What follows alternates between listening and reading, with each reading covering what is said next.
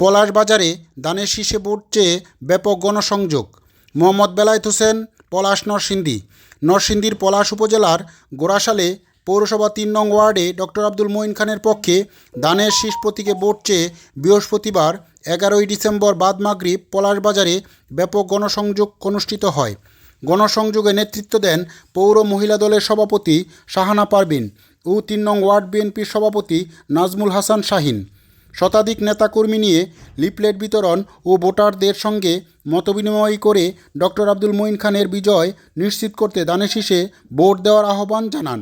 নেতৃবৃন্দ বলেন, গণতন্ত্র পুনরুদ্ধার ও এলাকার উন্নয়নের স্বার্থে ধানের শীষে ভোট দিয়ে জয়যুক্ত করার আহ্বান জানান। গণসংযোগে ৩ নং ওয়ার্ড বিএনপি, যুবদল, স্বেচ্ছাসেবক দলের বিভিন্ন পর্যায়ের নেতাকর্মী সহ গণ্যমান্য ব্যক্তিবর্গরাও অংশ নেয়। শান্তিপূর্ণ পরিবেশে সুষ্ঠু ভোট গ্রহণে সবার সহযোগিতা কামনা করা হয়।